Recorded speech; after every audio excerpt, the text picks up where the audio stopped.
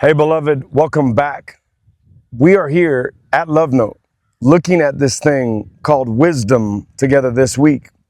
We're looking at the idea and the concept of building this house called life in wisdom. Another way of saying it, building in God. I want you to take a moment and reflect on your current placement and position in life, what you're dealing with, what you're going through. Now, I want you to acknowledge the things real quick, the people, the places, the things, the trials, tribulations, the weights, the pulls, the trials. I want you to acknowledge them for a second.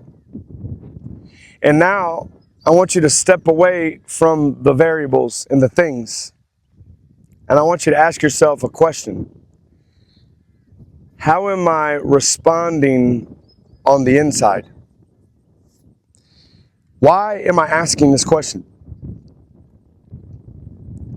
Because the variables, the things, the wind and the waves, as we'll be talking about next week, are always going to be present in our life.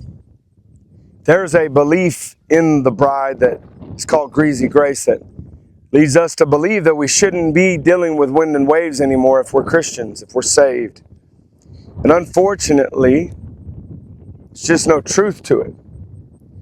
Because here in this parable, Jesus is showing us that we are always going to be in the midst of the winds and the waves.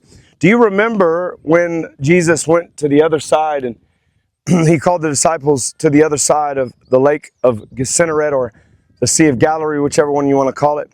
And he himself went up into the mountain to spend time and pray. And as he was looking down at the disciples, it was about the 6th hour, which means it would have been around midnight. And they were right there in the midst of the sea, and they were pouring themselves over on the oars, and they were fighting to navigate or travel through the storm. But they were exhausting themselves, and they weren't actually going anywhere.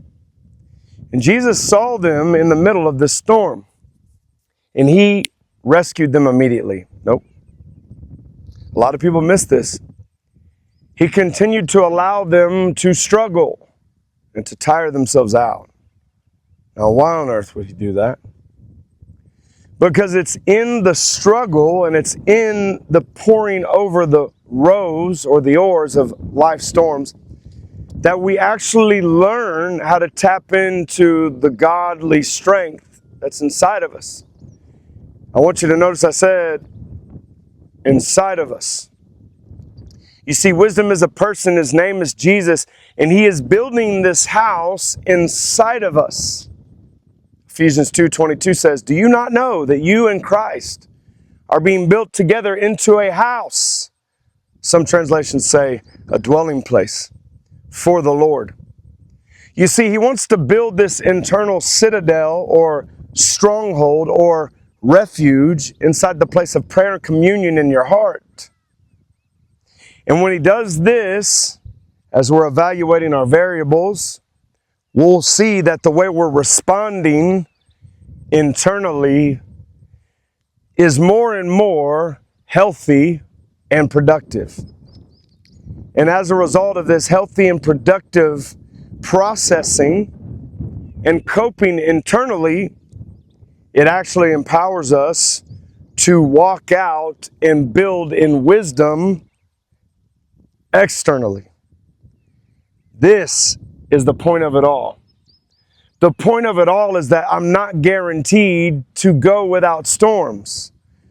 The point is that even in the midst of the storms, I can still be asleep in the belly of the boat. And that boat is the vessel of the Lord, the ark of God. It's the protective covering of communion that resides inside of the heart of the believer.